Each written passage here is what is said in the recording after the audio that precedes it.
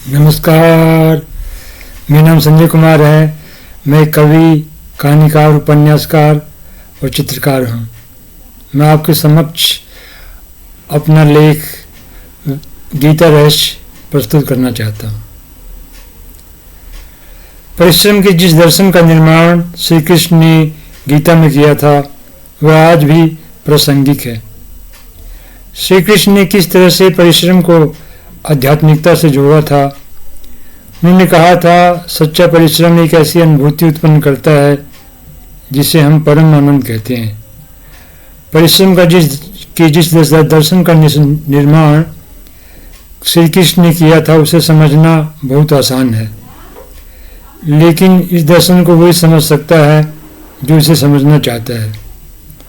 कुछ लोग कुछ भी पा जाने के बाद अहंकार में लीन हो जाते हैं, पर श्री कृष्ण ने जिस दर्शन का निर्माण किया था, उसे उन्होंने अहंकार से नहीं जोड़ा था। कर्मयोग एक ऐसी अवधारणा है जो परिश्रम को महत्व देती है, जो शोषण का विरोध करती है। जो समाज परिश्रम को महत्व देगा, उस समाज में शोषण नहीं होगा। गीता में हम प्रगतिशील विचारों को भी देख सकते हैं। गीता में मनुष्य के जीवन को श्रेष्ठ बनाने के सारे उपाय हैं। अगर श्रेष्ठ बनना है तो पहले अपने मन को सुधारो। जब मन में उच्च कोटि के विचार उत्पन्न होंगे, तब तुम स्वयं परिश्रम करोगे। परिश्रम को ही पूजा की तरह करो, अहंकार की भावना से मुक्त होकर। गीता में भोजन को भी बहुत महत्व दिया गया है। जैसा भोजन हम करते हैं, वैसा ही हम बन जाते हैं। गीता की विचारधारा तब बनी थी जब उत्पादन का साधन भूमि थी। आज उत्पादन का साधन मशीन, कंप्यूटर और रोबोट है। आज के युग में भी गीता की विचारधारा पहले की विचारधारा से भी ज़्यादा महत्वपूर्ण हो चुकी है।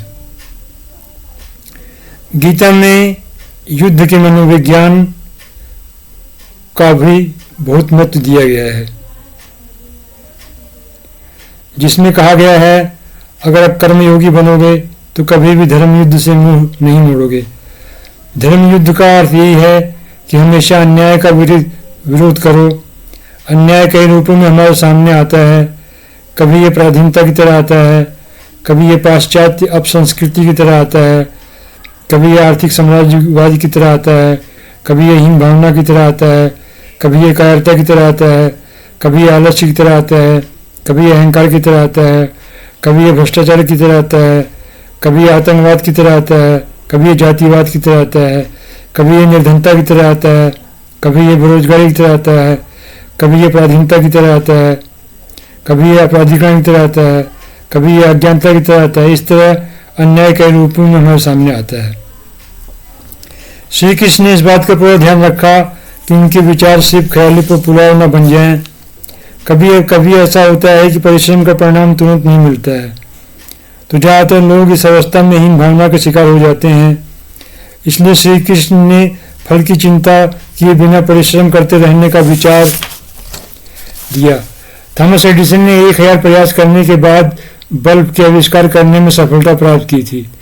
अगर वह पहले दूसरे प्रयास के बाद और प्रयास नहीं करता, तो वह बल्ब का आविष्कार कभी नहीं कर पाता। इसी तरह उसने हर आविष्कार कई प्रयास करने के बाद किए। ओलिवर राइट ने जब बहुत परिश्रम करने के बाद हवाई जहाज का आविष्कार किया, तो उन्हें उस आविष्कार के बदले 1 पैसा नहीं मिला। ना उनके आविष्कार के बारे में समाचार पत्रों में कुछ लिखा गया। अगर वे सोचते कि इस आविष्कार के बदले उन्हें कोई पैसा नहीं मिलेगा, तो वे आविष्कार कभी नहीं कर पाते। इसी तरह जॉर्ज ग्रेगर मेंडल ने 10 साल तक आनुवंशिकी पर अनुसंधान किया, पर उस अनुसंधान के बदले उन्हें कोई धन नहीं मिला, न ही उन्हें तुरंत मान्यता मिली। इस तरह हम देख सकते हैं कि निष्काम कर्म की विचारधारा हर युग में सही थी और है।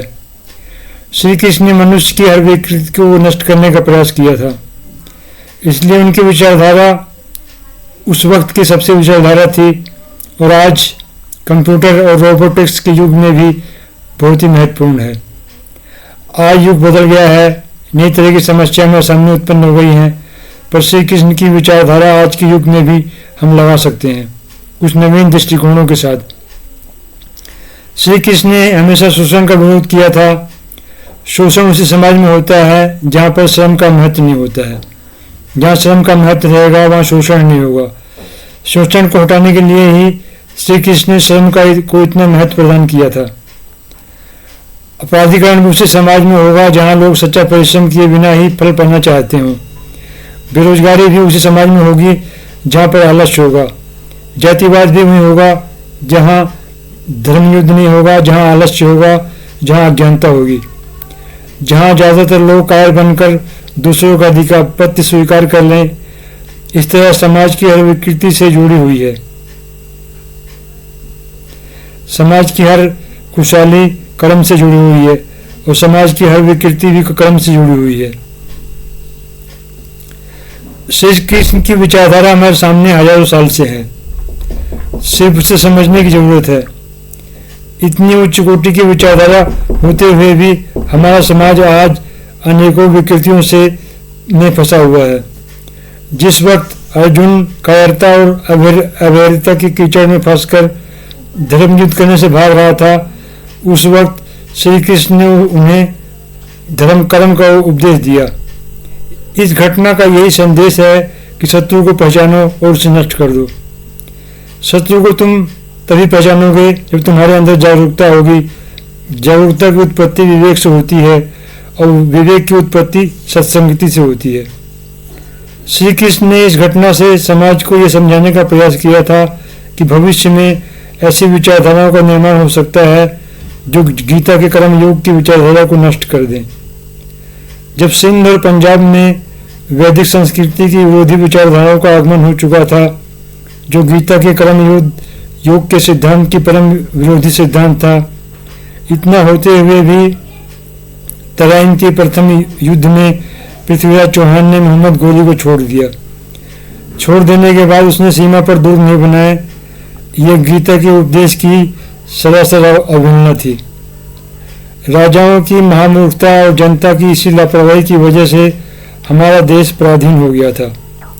संतों ने भी गीता के सिद्धांत की उपेक्षा की और उन लोगों को वापस अपने धर्म में नहीं लाए जो गीता के धर्म को छोड़ चुके थे।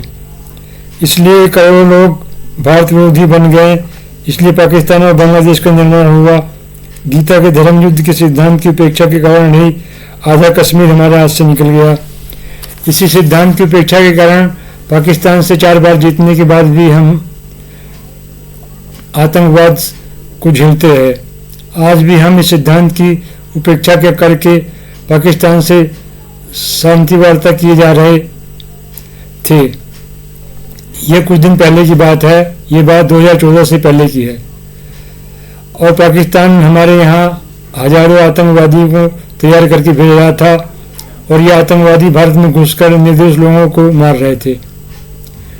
इसी धर्म युद्ध को न समझने के कारण जनता राष्ट्रीय हित के आधार पर वोट न डालकर जाति के आधार पर वोट डाल रही थी।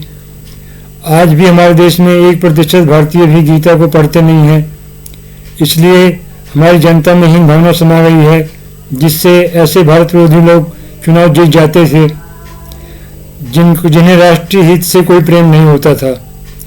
जीत जाने के बाद अपराधी नेता हर तरह की विकृति को उत्पन्न करते थे।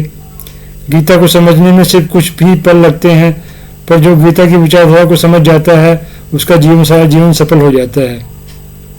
आज भारत में एक ऐसी सरकार है जो भारत को विकसित देश बनाने की तरफ ले जा रही है। गीता का भी यही संदेश है कि मनुष्य को हमेशा विकास की तरफ चलना चाहिए। इसी से एक ही समाज का भला होता है।